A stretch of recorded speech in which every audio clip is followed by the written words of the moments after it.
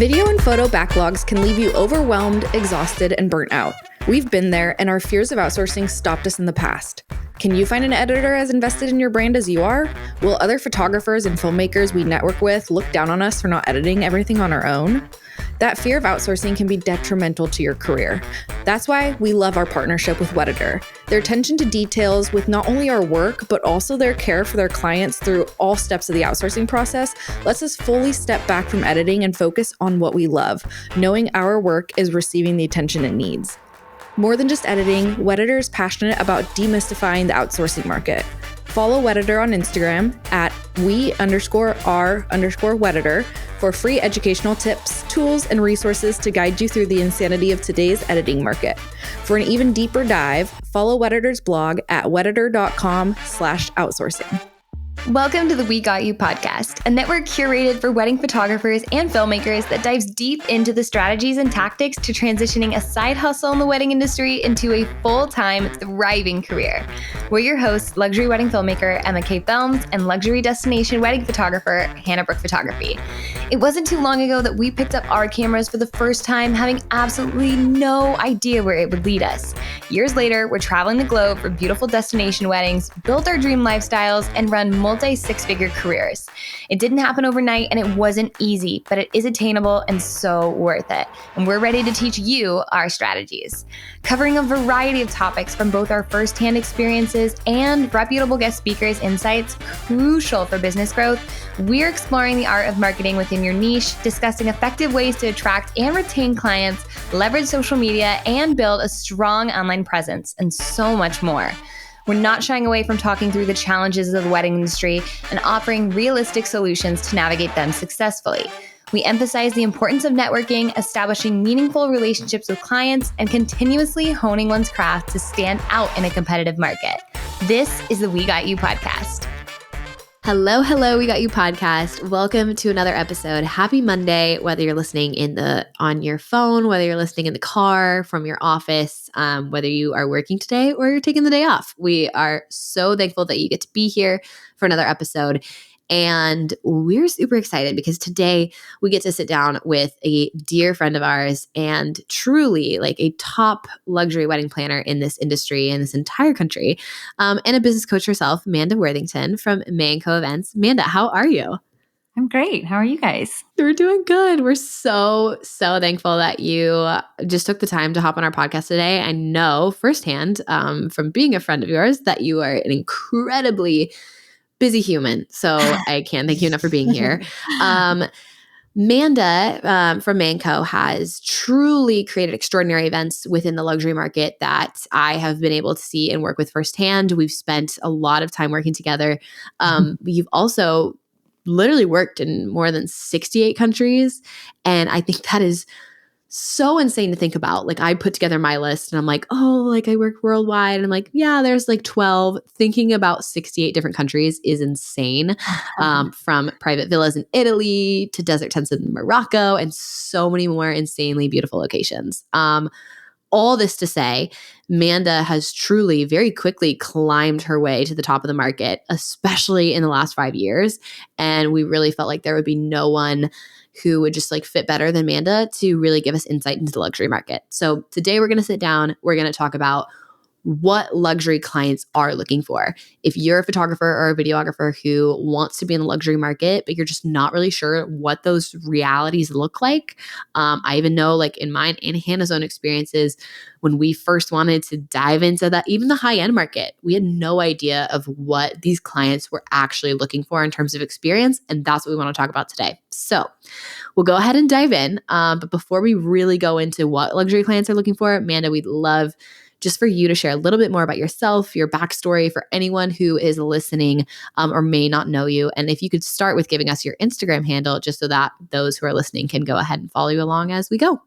Yeah, of course. So my Instagram handle is at Mae&co Creative. Actually, I think it's at Mae&co_creative. My education Instagram is at Mae&co Monthly. So super simple. To start with my journey, it's actually funny that you mentioned this like quick rise to the top, which to me, I also feel like it's gone by, in a blink of an eye. But when I actually start going through how long it took me to get here, I mean, it's by no means overnight. I've worked the last 9 years to get where I am in the industry. I definitely, I think people start all over the place when they're trying to get into the wedding industry for one, and then when they're trying to get into the luxury space, it's like a whole other ball game. I honestly feel like it's like getting into the wedding industry. So where I started was really, I mean, before I ever did weddings, I was in service. I was in management for a really long time, and I just happened. I was a very ambitious person. Like from the time I was really, really little, I always had these dreams that I would for sure own my own business. I would for sure, I don't know. I think I thought I was going to be the president one day, to be honest. Like I definitely had grand goals. But I worked in the coffee industry for like 10 years and got to the point where I wanted to essentially start my life, my career path and what I wanted to do. And I had started a couple other sort of like side businesses to figure out what I wanted. And I started doing events essentially for the company I worked for and for friends of ours, and which is a fairly common story. I feel like that's how a lot of wedding planners get started, is they're, maybe they plan a friend's wedding or they plan their own wedding. But the first time I coordinated, I wouldn't even say I planned, I just coordinated a friend's wedding, and it came so naturally to me and just like lit me up. And I was like, this is something that I could just do every day for the rest of my life. Which is so funny. I don't think a lot of people say that about coordinating specifically, but that's how it started. A lot of timelines and a lot of like vendor calls and negotiations and telling people what to do on a day of. And I absolutely like thrived. I loved it so much. And I dove into everything I needed to do to build my business, from like marketing on Facebook groups to like, pimping myself out to anyone I knew who was potentially getting married. I think the first wedding I coordinated, I charged $200 for, and I worked 12 hours. And I definitely conned Johnny into being my assistant for the entire day. In fact, I'm pretty sure he ran a DIY photo booth on that wedding. So definitely humbling to think back on. But I definitely started, in just coordinating for, I would say, the first like year or so. And then really, I think my eyes were opened as I started doing styled shoots and trying to network with as many vendors as I possibly could to just get my name out there and get my face in front of every single person, because social media was still fairly new back then, 9 years ago, surprisingly. In that process, I started taking on design more and a lot of styling, and really realized that like, okay, the coordinating side of it, I love and I'm really good at, but this is like my dream. This is essentially, I could do this forever and it would be my dream job. So I started, snowballing that. And essentially, like I said at the beginning, I'm a really ambitious person, and I clawed my way into what is now considered the luxury industry of weddings, which, like I said, is like a totally different world from where I very first started, just like coordinating backyard DIY wedding. So it's been a pretty wild ride. That's so incredible to hear, just like the whole story and kind of transformation up to the luxury market, especially because I feel like a lot of people always say they like fell into this, job or entrepreneurship or whatnot. And even just like hearing you talk about like starting with coordinating and then adding in that design aspect, I like never really thought about that, but it really is like step by step, kind of like learning what you love, learning what you like, and kind of building it to what it is now. For sure. Yeah. And I feel like, it's not how everyone starts, especially in the luxury world. I mean, I'm sure you guys know, but, so many people, maybe their aunt was a wedding planner. And so they were kind of led into that role a lot easier. Maybe they went to school for event designer coordination, which I looked at, but school was never for me. I never liked school. So I was always like, I'm just going to figure this out on my own. But it's pretty crazy. I think coordinating is something that a lot of planners seem to be almost embarrassed that that's where they started, but that's where so many of us start. I mean, day of coordinating is such a simple thing that costs so little, and it's such an easy way for planners to start in the market. And it just takes probably a lot longer to get to a high-end space if you do start that way. Yeah, well, and with being in the luxury market now and like kind of like shifting your business into that, like when did you know that you wanted to move into that luxury market and serve those clients? Yeah. I think so, like I said, just part of my personality is that I'm constantly trying to climb the invisible ladder. I mean, I just achieving things is what motivates me to achieve. So it's this vicious cycle for me. And I went through a lot of phases of trying to figure out what I wanted my business to look like in an organic sense of, do I want to create like an empire? Do I want to do 80 weddings a year? Do I want to have a team of 20? Do I just want to do them myself? And there was a lot of years of going back and forth on that. I had one year where I worked 65 weddings and it was just like me and an assistant. And a lot of those were coordinating. And then, I've had a year where I only worked 3 weddings. Like I've genuinely tried whatever I felt like this is the path I need to go. That's the path I decided to go. And I think the luxury space, I think a lot of people think like being in the luxury world is like the pinnacle. And I don't necessarily feel like it's the end all be all. I don't feel like I think it's just another industry. It just happens to be a really high caliber, intense industry to be in. And, if you do it right, you're working with big budgets and therefore you're potentially getting paid more, but you're also taking on so much more stress and, navigating all of that. So I think for me, as you guys know, I am a bit of a serial entrepreneur and I really love starting businesses. I would say like next to wedding designing, starting businesses is my favorite thing to do. And so I kind of got to the point where I would say in like late 2021, where I had started my education platform, two different education platforms, and was diving into all these other things and dealt with some pretty intense burnout because once you're in the luxury space, I think it can really jump on you and you're not prepared for it. You're suddenly dealing with like a million more details and a million more aspects of what goes into a day. And I think it kind of snuck up on me as prepared as I thought I was. It sort of hit me like a brick. And then I was like, shit, I need to change everything. And I dealt with some stuff at home and, just like personal life experiences that we were going through. And I sort of just got to the point where I was like, I need to only work like no more than 10 weddings a year max. Like that was max. In a perfect world, it'd be closer to like 5 or 8.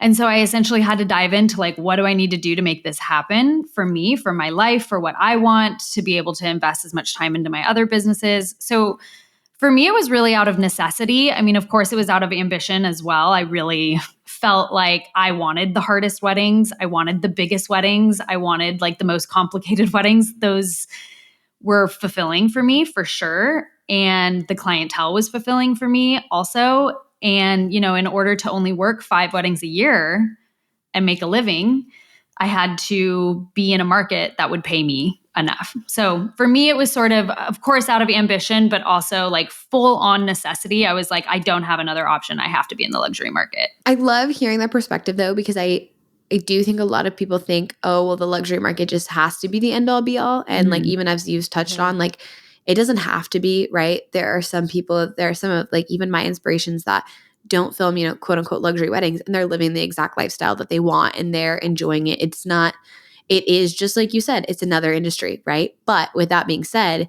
you were like, here's what I need my business to like financially look like long-term in order for me to reach that goal and to like sustain the lifestyle I want. Like these are the types of weddings I need to do. And that those budgets are inside the luxury market.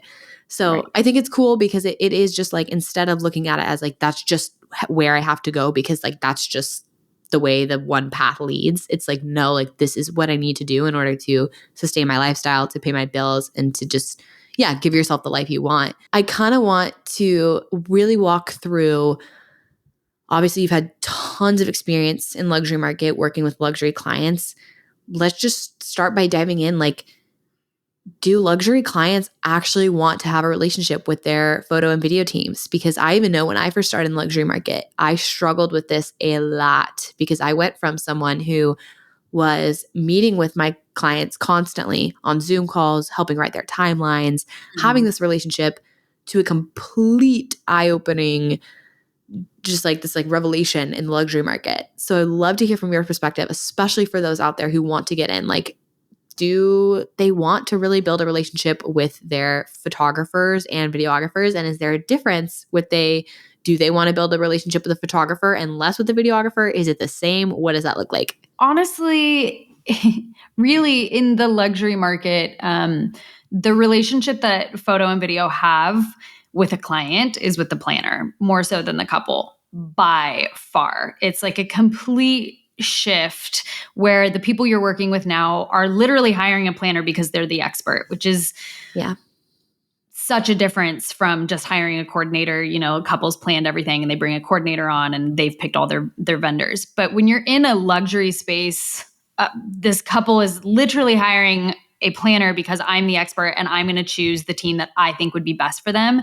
So most of the high-end clients that I work with, I mean, a lot of them don't even meet photo and video till the day of. Realistically, they might meet photo beforehand, and that's really just based on the client. I mean, I've had a client who I said, here's the photo I think you should book, here's video. And she said, great, book them both. And then I think photo even I think both tried to get on a call with her like multiple times. And she was just like, I'm too busy for this. Like, I don't have time for this. Just show up and do it. So that was one style of client. I had another one who specifically was like, can I talk to the photographer beforehand? I just want to make sure that, you know, they're getting what I want them to get, you know. So I think it's a little bit client dependent, but generally speaking, overall, I would say no longer focus on trying to have a relationship or trying to get affirmation or trying to appease the couple, which, yes, you still need to create a good product that makes the couple happy in the end of everything. But as far as like the experience leading up to it, it's not even, there is no even option of really like, let me connect with the couple. It's all planner, photographer, planner, videographer. Yeah. And I know that a lot of people listening are probably like, okay, but like, where's that connection piece? So I'm curious from like your perspective as a planner and like having worked in weddings where there is so much communication between photo, video, and the couple, to then working in the luxury industry where there's a lot of that is kind of cut out and it's mostly with the planner. Do you feel like the products, you know, the gallery, the film and everything still have the emotion and connection that like a film or gallery would have if they had that communication? Or do you feel like anything is missing? I know a lot of people have told us like that's one thing that they fear with the luxury market, is that that's something that they would miss out on. But I'm curious to know what your perspective is. You know, to be honest, again, it's like a shift in your mindset too, because you're in the luxury space and it's not about being friends with your clients anymore. I mean, yes, it would be great if you like loved every single client you worked with, but the idea that we have to be best friends with every person we're working with in order to like provide a quality product or a product they're going to love is crazy. You can also just be really good at your job and get emotion and capture the special moments without being in that person's life or that person even liking you. They don't even have to like you. I mean, and I'm not saying you'd want them to dislike you. I'm just saying there's so much of this idea built up. And I think part of that is just because especially photographers, videographers, I mean, really anyone in the wedding industry, but a lot of the time get into this industry because they like the art side of it. And the business side of it doesn't come as naturally. And so they're in the art and then they're like, I want to be best friends with you and then I want to create art for you. And so it feels really like intuitive and it feels good, you know, as opposed to being like, this is my business. I'm really, really good at my business. I don't care who I'm taking photos of or who I'm taking a video of. I'm so good at what I do that I don't need to be best friends with you or have you love me or have us go out to drinks. It doesn't matter. I'm still going to give you a killer product. So I think the connection, I'm not saying, you know, don't try to have a connection, but if it's not there, just be good enough at what you do that you don't need to feel like you're best friends with your client. You can still find those intimate moments. And I would dare say that a lot of the moments we think look really sweet and intimate and connective with a lot of maybe on the more beginner side of photo video, oftentimes they're posed anyways. Oftentimes they're drunk walk together. Oftentimes they're like pick her up and spin her. And that's not authentic either. So that's no less authentic than being in the luxury space and potentially never having this deep conversation with your couple beforehand and then still capturing emotion on the day of. If anything, it tends to be more authentic, I would say, because you're not best friends with them and you're not telling them to twirl each other around. So I know that that's just like a different perspective potentially to bring to the table. But I think it's just something that we kind of need to get over when we're in the luxury space, is like, it's no longer about you being best friends with your clients. It's just about you providing a really exceptional product. Yeah, well, and I love that because I feel like that is such a big mental block for a lot of people getting into the luxury industry of, oh, well, my like business is based so much around like connection, I'm going to lose that. Whereas you're right, where if you have that business that's built, you still have your business that's built. Like you're not losing any of that. It's just kind of shifting and pivoting into what is needed from your clients. And there's definitely ways still to connect with your clients. That, like you said, doesn't have to be best friends. You don't have to hop on calls with them all the time or like have their texting like ready at 10 p.m. and be able to answer them. So I'm curious from you, what are a few like ways that photographers and videographers can really understand their couple's visions without really interacting with them like constantly or even that much before the wedding day? Like what are some ways that they can still like take that on and be able to create their vision through a gallery or a film? That's such a great question. I feel like one, if they're working with a planner, and they probably are, asking to see the design board will tell you a lot about a couple. I mean, most of my design decks, and I don't know if every planner does this, but most of my design decks also have like a vibe. Like they're going to incorporate couples portraits or reception photos, or if I have a couple who really wants to focus on the reception and the party, I'm going to incorporate a lot more of that into my design. Whereas if I have a couple that's much more focused on like the details and the intimate moments, I'm going to have a lot more of that into my design deck. So I think asking to see the design deck is, I think, a huge possibility of what you could do to kind of get an idea or get a vibe. I think you can also ask the planner. I mean, like, will you send me a couple photos of what they have loved about my work maybe, or just different photos that they really, or here's 3 questions. Will you just ask these questions of them when you get a chance? I mean, I think even if a videographer is going to come to me and say, look, backing it up, I'm probably not going to choose a photographer or a videographer for my client that doesn't match my client anyways. So like if I'm coming and hiring Emma for video, it's because I want Emma's style of video. And if there's something specific my client wants, I will know from the get-go to say, hey, just so you know, they're spending all their money on their reception and they are really going to want a video that highlights like the party vibes. So just focus on that. Keep it in your style. Same with photo. Like this is why I chose you. So really hone in on this. If you could avoid this, that would be great. You know, I mean, really, you should be able to trust the planner to kind of guide you through that process anyways, without making the couple do homework. But I think things that you can do if you haven't been given that information is ask to see the design deck, or even just have 1 or 2 questions that you can say, hey, planner, will you just ask the couple this when you get a chance throughout one of your calls with them that you probably have way more than I even realize? Will you ask them these couple of questions and just relay the answers on to me? It would be really, really helpful for my process. And I can't imagine a planner not doing that for you. Does your current client delivery system feel unexciting, limiting, and boring? Maybe you're still using good old Google Drive or Dropbox to deliver your clients' wedding films. If the answer to these is yes, it's time to level up your video delivery experience with VidFlow. VidFlow is a pay-per-use online platform that allows you to deliver fully branded websites for each of your clients. While being incredibly affordable, VidFlow is accessible on mobile, desktop, and smart TVs with included long-term hosting so that your clients can truly enjoy the entire experience when receiving their wedding films. When I first found VidFlow, it was such an easy switch that truly benefited my business substantially. With so many incredible features and options for customization and personalization, VidFlow continues to wow my clients time and time again. You can find VidFlow on Instagram or visit their website at vidflow.co. Use our code WGY20 for 20% off a yearly premium membership and level up your client experience today with VidFlow. Yeah, I've even seen like through my own experience of just like getting a design deck can give you so much insight into the vibe of their wedding. And even just like seeing a few inspiration photos, it's like, okay, great.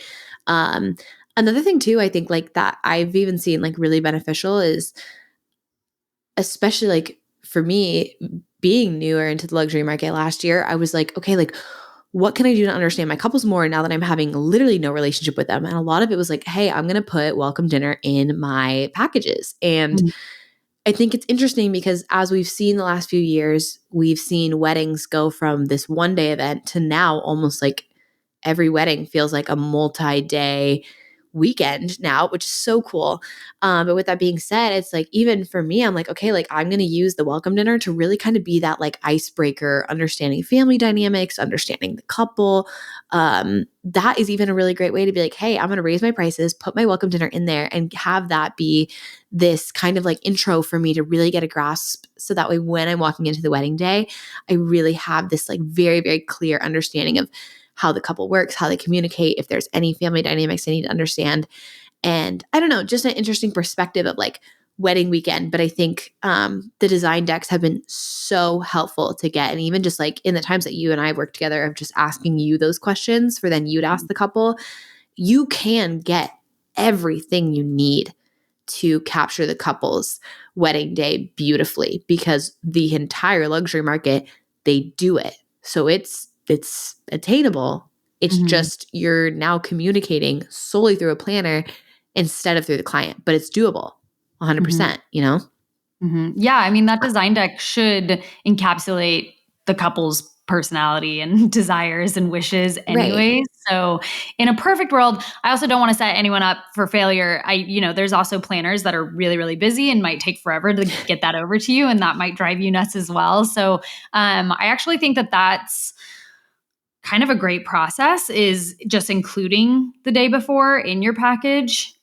I think that's kind of genius as far as it sort of being like a little mini intro into preparing yourself for the wedding day. And I do think a lot of photo video seems to think like 6 months out, they need to know exactly who the client is. And I'm like, again, though, it's difficult to wrap your head around, but you just don't. You don't need to know who they are until you're literally there on site. Yeah. So if you can get your hands on the design deck, great. If you can show up a day early, great. I mean, I definitely think that's a really incredible idea. Also, I can't imagine a client saying no to that. Right.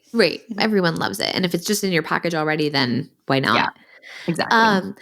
Okay. Last thing we want to touch on. What do you find between yourself as a planner and from the client's perspective?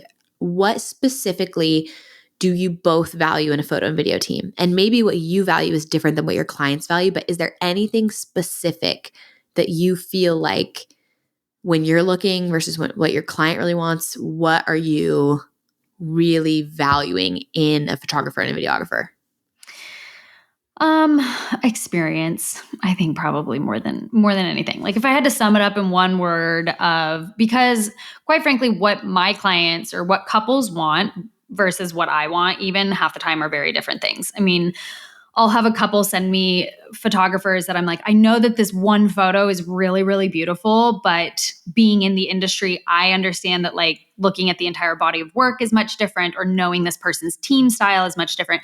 Knowing even a person's management style is very different. There's definitely photo video teams where whoever the lead person is isn't good at managing a team, and your work can be beautiful, but if you can't manage your team to get the details when I need you to get details, then I'm managing your team, and that makes my life harder. So that automatically puts you under someone who can manage a team really well and take direction really well and is a team player. But, a couple doesn't see that stuff, obviously.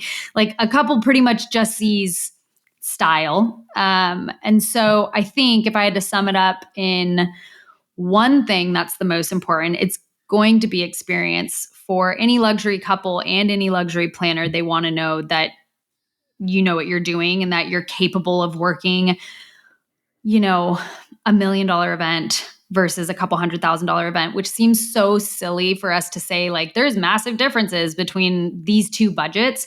But there are, just because there's so many more dynamics or more days or more scenes happening or more things that absolutely have to be captured. You can't afford to not get it captured. So having that experience, being able to say, like, yes, I've done X amount of these style of weddings, or, this many years in this specific industry, understanding who you're working with and how you're working, that experience is by far going to outweigh anything in my book. And I think will speak volumes to any couple. If we were to separate the two, I would still probably say experience. For me, experience and team. I think the higher end market that you get into, the more we want to see like teams for photo and video. We don't just want a photographer who has a second shooter. We expect you to have like 3 or 4 photographers on your team. And for a client, I honestly, people are going to hate this answer, but there's not a huge difference in what, like, if a couple were to look at photos from a person who's been doing it for 10 years and has been in the industry versus a person who's been doing it for a year, they might not know the difference. They just look at what looks beautiful to them. They just look at what resonates with them. And so that's going to match, like, whatever is important to them, whether it's connection or party or details or black and whites or film or whatever, that's what they're going to focus on, period. They're not really going to look at the only thing they could potentially, that could put them over the edge when it comes to that, is if you've been featured. So if they see that you've been in vogue, that might put you ahead of someone else whose style they really align with. But again, when you're in the luxury market, you're not necessarily trying to get a couple to like find you on Instagram and want to book you, because it just doesn't happen very often. You're trying to get in front of planners. And to do that, you have to show your experience and your style and your personality and your team. Yeah. Well, and like you said, it's no longer the couple that you're having the connection with. It's also no longer the couple that's really your like main client either. It's really that planner that you're building that connection with, that you're, getting seen by, that you're putting your work in front of and everything to get into those luxury weddings, because the couples, they hired a planner so that they don't have to necessarily do all of that like nitpicky, figuring it all out part. Exactly. Yeah, for sure. So your connection and who you're trying to literally sell your services to is just completely different at that point. Yeah. And seriously, thank you so much again for jumping onto today's episode, Amanda. Before we close, again, just wanted to say a huge thank you. I know everybody listening is so excited to get to learn from you. We'd love to get your Instagram one more time and your website for both your business and for your education, just so that people out there can follow along and reach out if they are looking for educational opportunities or anything. Yeah, of course. So my Instagram handle is Mae&co _creative. Thank you. Mae&co _creative, or just at Mae&co Monthly, or also, which I totally spaced at the beginning, but my education platform that I actually own and run with Annie Graham, who's a photographer specifically for photo and video, is at Immerse Education. There could also be an underscore in there. I don't know. You're going to have to find out. We'll plug everything into the show notes. Okay, great. And then you want my website too? Yes, that would be amazing. Okay. So my websites are Mae&cocreative.com, Mae&comonthly.com, and immersededucation.com. Amazing. You guys, if you are not following her already, you need to make sure that you go follow her, check out her work. Her education is incredible. And seriously, we're just so glad that you were able to jump on again. And so thankful for you sharing all of this gold and everything with everyone on here. Like Emma said at the beginning, there was literally no one better that we could think to talk on the luxury market. So we are just so grateful that you took the time. And for everyone listening, we will see you guys next week on the We Got You podcast. Thanks for listening to another episode of the We Got You podcast. We would absolutely love it if you could take an extra minute to leave us a review and let us know what you think. DM us a screenshot of it and we'll send you a coffee on us. If you want access to an exclusive community, rad freebies, giveaways, and wedding referrals, then join our Facebook group today. Also, if you aren't already, subscribe to our YouTube channel and make sure that you're following along on Instagram at WeGotYou_podcast to stay up to date. We'll see you next week on the We Got You podcast.